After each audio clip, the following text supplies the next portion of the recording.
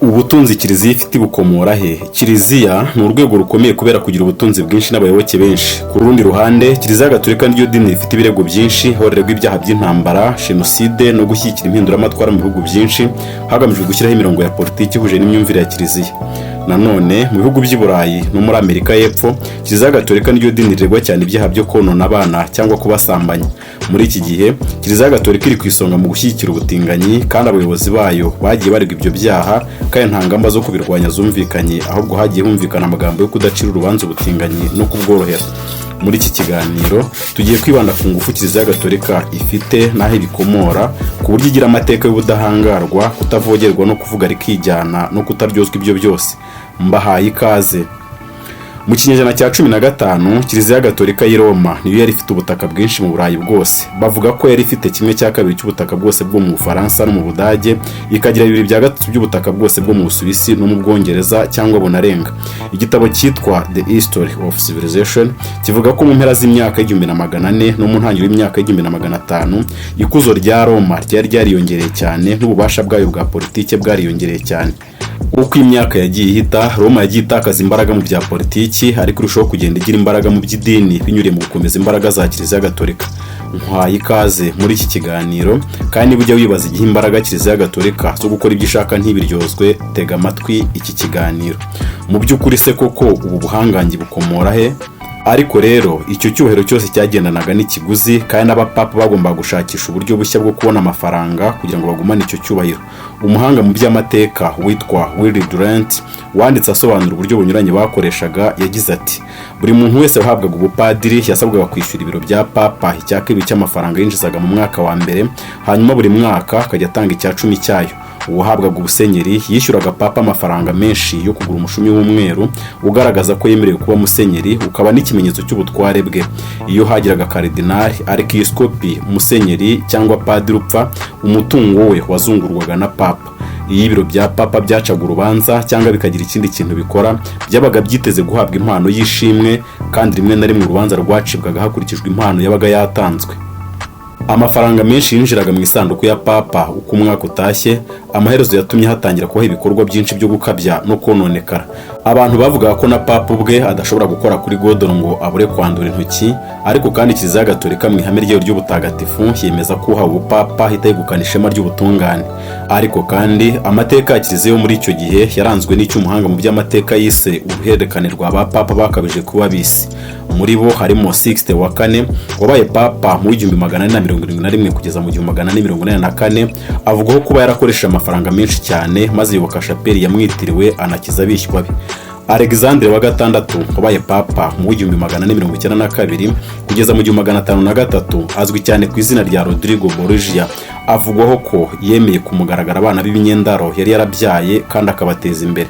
Na Jire wa kabiri wabaye papa kuva mu mwaka 1503 kugeza mu 1513, kandi yari mwishywa wa Sixte wa kane. Avugwaho ko yarashishikazwaga cyane n'intambara, politike n'ubugeni kuruta uko yashishikazwaga n'inshingano ze z'ubuseserdoti. Mu mwaka 1518, intiti y'Umuholandi mu byerekeye amateka ya Kiliziya Gatolika yitwaga Erasme yari afite impamvu zumvikana rwose zo kwandika ati: kutagira isoni kw'ibiro bya papa kwageze ku ndunduro. Ba papa sibo bonyine bari barononekaye kandi bakiyandarika. Muri icyo gihe hari amagambo yarabaye umugani yavugaga ati: niba ushaka kurimbuza umwana wawe uzamugira umupadiri. Ibyo bihamwa n'inyandiko z'amateka za Kiliziya zo muri icyo gihe. Durant yavuze ko mu Bwongereza ibirego by'ihohotera rishingiye ku gitsina byagejwe mu nkiko mu mwaka 1899. Abapadiri baregwaga banganaga na 23% by'abaregwaga bose. Abapadiri bamwe basabaga abagore baje mu ntebe ya penitensiya ko baryamana, kandi abapadiri babarurwa mu bihumbi bari bafite inshoreke, ku buryo mu Budage ho hafi ya bose bari bazifite. Kononekara mu by'umuco byageze no mu tundi turere twakure cyane tw'isi. Bavuga ko hari umwesipanyol w'icyo gihe witotombye agira ati: ndabona ntacyo dushobora kuvana ku bakozi ba Kristo tudatanze amafaranga. Batisimo ni amafaranga, ishyingiranwa ni amafaranga, kwatura ibyaha ni amafaranga.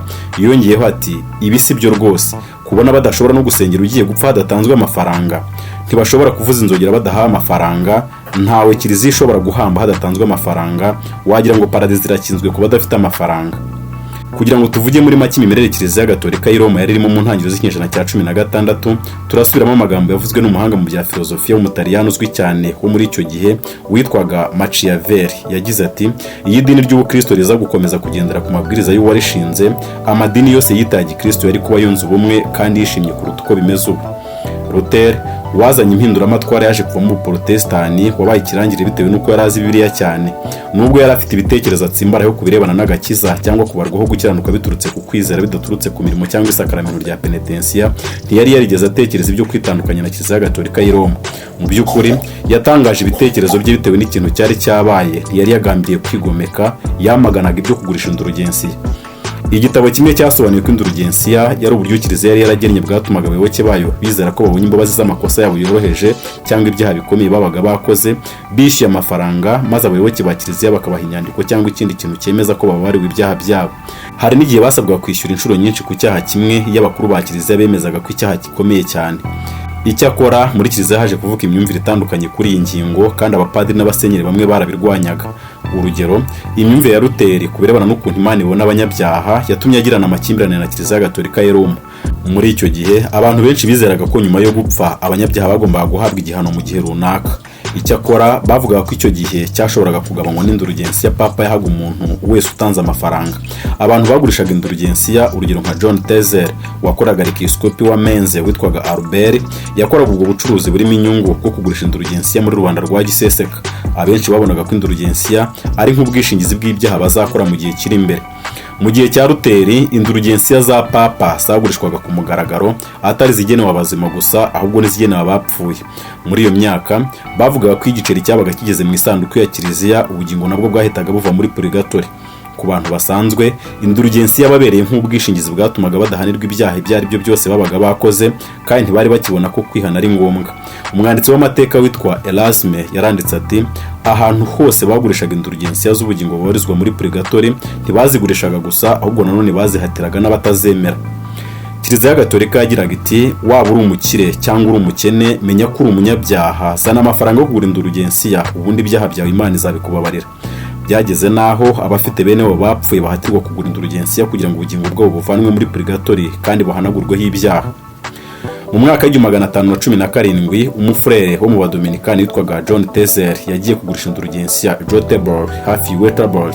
Amafaranga yavanagamo yagombaga kuvamo ayo gushyigikira umushinga wo kongera kubaka Bazilika ya Mutagatifu Petero i Roma.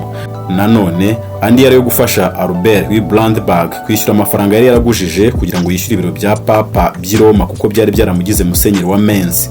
Tezer yakoresheje ubuhanga bwe bwose mu kugurisha, kandi abantu bamuganaga ari benshi. Ibyo byarakaje Luteri, bituma akoresha uburyo bwihuse yashoboraga kubona kugira ngo agaragaze icyo atekereza kuri ibyo bintu bitumvikana, maze amanika ingingo 95 ku rugi rwa Kiliziya kugira ngo zigibweho impaka. Uko Roma yakomezaga kugwiza ubukire, ni nako yakomeje guhenebera mu by'umuco kubera ubusambanyi bw'imiryango yategekaga. Uko kononekara mu by'umuco byatumye ibura ububasha bwe mu bya gisirikare na politiki mu bihugu yari ifitemo ijambo. Ku ngoma y'umwami w'Abaminero n'abamusimbuye, byaragaragaraga ko imbaraga za Roma mu bya gisirikare zari zaragabanutse cyane. Ariko kandi abatsimbararaga ku matwara yo gukomeza ubwo bwami bwa Roma batekereje uburyo Roma yari kuzakomeza kuyobora isi mu myaka yari buzakurikireho mu by'idini, nubwo itakomeza kugira ubuhanganye mu bya gisirikare na politiki. Bakoze iki? Mu kinyejana cya 3 n'icya 4 mu gihe cyacu, Roma yahoze ari igihanganye mu bya gisirikare, yaje no kugira ububasha bwinshi mu bya politiki n'idini. Muri icyo gihe hacuzwe imigambi y'amayeri myinshi ngo ubupapa bukomeze kuyobora igice kinini cy'abatuye isi yarizwe icyo gihe. Uwo mugambi niwo baje kwita gahunda y'ubuhake, système féodal. Iyo gahunda y'ubuhake cyangwa ubukoroni yafashije ubwami butagatifu bwa Roma y'abapapa kuyobora ibintu byo mu isi mu gihe cy'imyaka igera ku 1000. Muri gahunda y'ubuhake cyangwa ubukoroni bya Roma, umubare munini w'abaturage bishakiraga ibyo kurya gusa, bagakora umushahara w'intica ntikize, bakibera mu bujiji, kandi gutunga amafaranga bakumvishwa ko atari ibintu byabo. Nubwo nta kintu bagiraga, abo baturage b'abakene bahatirwaga gutanga ibyabo nk'amaturo cyangwa imisoro kugira ngo bafashe abantu b'abatware kandi b'abanebwe batagiraga icyo bakora, biberaga mu mazu akomeye ya cyami. Bari bafite ubutunzi bwinshi bwavaga mu kunyunyuza imitsi rubanda rwo hasi. Nguko abaturage bo mu Burayi bakoresheje imbaraga zabo kandi bagatanga ibyabo kugira ngo Roma ikomere kandi igire ubutunzi butangaje. Abatware bose nabo bagombaga guha umwami amakoro kubera ubwatsi babaga batuyemo. Umwami yaba wo mu Bwongereza cyangwa ikindi gihugu cyose cy'i Burayi, nawe ubwe yabaga ari umuhakwa, wagombaga guha Papa w'i Roma amakoro, bitari byakagambanirwa kwicwa cyangwa akamburwa ubwami. uko niko muri icyo gihe cyose bise igihe cy'umwijima ubupapa bwironkeye ubutunzi bwinshi n'ubutware bukomeye. Muri Afurika se ho byagenze gute? Mu mwaka w'1499 igihe Vasco da Gama yakoraga urugendo ruzwi cyane mu majyepfo ya Afurika, abamisiyonari bo muri Portugal batangije idini gatolika muri Afurika y'Iburasirazuba maze bashinga misiyoni muri Zanzibar. Icyakora abantu bo muri ako gace bamaze imyaka igera kuri 200 barwanya abanyaportugal n'idini ry'abakristo bari barashinze, maze amaherezo barabirukana. Abamisiyonari b'Ababiligi, Abongereza cyangwa Abadage mu myaka irenga 100 bakoze ku buryo bakwirakwiza icengezamatwara rya Kiliziya Gatolika mu bindi bihugu byinshi byo muri Afurika. Kuza kw'idini muri Afurika byatumye hatangizwa ibikorwa by'uburezi, ubuvuzi bugezweho, ivugurura mu isanzuramuco n'ibindi. Ariko se bite ku myifatire yo gukunda ubutunzi bya Kiliziya Gatolika? Icyagaragaye muri Afurika, mu Burayi, muri Amerika n'ahandi, Kiliziya yagiye ifata ubutaka bwiza kandi igafata bunini cyane. Uyu munsi mu Rwanda no mu bindi bihugu byo muri Afurika nta dini na rimwe rifite amasambu n'indi mitungo nka Kiliziya Gatolika, kandi myinshi muri iyo mitungo ni amasambu magari. Igihe abamisiyonari ba Kiliziya bageraga muri Afurika, haraho amateka avuga ko bahaga abayoboke babo bashya itabi, maze bo bakabashyira amata, ikawa, ibireti, ipamba cyangwa ibindi bintu by'agaciro. Abamisiyonari b'abazungu bakomeje gukusanya imitungo ngo bubake ubwami bugari, kandi kugeza uyu munsi Kiliziya irakinjiza amafaranga menshi, maze imigabane yayo ikoherezwa i Roma. Muri iki gihe ntabwo Kiliziya igihatanira kwigarurira amasambu cyangwa ibikingi muri Afurika nk'uko byari biri mu myaka yashize. Ubu Kiliziya yakungahajwe n'amafaranga yinjira mu isanduku yayo binyuze mu gusaba abayoboke bayo gutanga amaturo no kwishyura buri kimwe cyose gikenewe nk'abatisimu, gusezerana, inshingano, kugeza kuri misa yo gusabira uwapfuye. Ibi byose byahesheje Vatikani kuba ubwami cyangwa leta yigenga ikorera mu yindi leta. Vatikani ni leta yemewe, ifite abayihagarariye mu bihugu bitandukanye kandi ikagira abayihagarariye mu muryango w'abibumbye. Uyu munsi ifite amafaranga n'imitungo biruta iby'ibindi bihugu byinshi ku isi. Papa nk'umuyobozi mukuru wa Vatikani akaba n'umuyobozi wa Kiliziya Gatolika ku isi ntibikunze kuvugwa, ariko n'umwe mu bantu bayoboye leta zikomeye ku isi kandi zikize. Bivugwa ko Vatikani iri muri leta zifite kandi zitunze zahabu nyinshi ku isi. Ibyo se byashobotse gute? Mu gihe Kiliziya yari ifite imbaraga n'ubutware ku isi, yakusanyije imitungo myinshi kandi ubu iracyayikusanya binyuriye mu maturo n'ubucuruzi ikora mu bintu bitandukanye. Mu bihugu byinshi Kiliziya niyo mushoramari mu burezi n'ubuvuzi kuruta leta. Ibi biyigira igihanganye mu bihugu byinshi, kandi leta zikanirwa kwiryoza ibyaha iba yarakoze mu ntambara no gusambanya abana bikorwa n'abayobozi bayo, kubera gutinya ko nayo yakoresha ingufu ifite mu by'ubutunzi igakenesha izo leta, cyangwa ikaba yashyigikira inyeshyamba mu mpinduramatwara, maze izo leta zigahirima hakimikwa izindi. Muri rusange ibyaha bya Kiliziya bihera mu nyandiko zashyinguwe mu nkiko, kandi bigahera mu itangazamakuru, ubundi bikarangira gutyo. Ninde uzahoza amarira y'abataka basaba ubutabera? Reka tubitege amaso, wenda igihe kizatanga igisubizo. Reka nkwibutse ko niba uri mushya kuri muyoboro wa YouTube channel, kora subscribe kandi ufungure inzogera kugira ngo nihajyaho ikindi kiganiro cy'igita kikugeraho mu buryo bwihuse.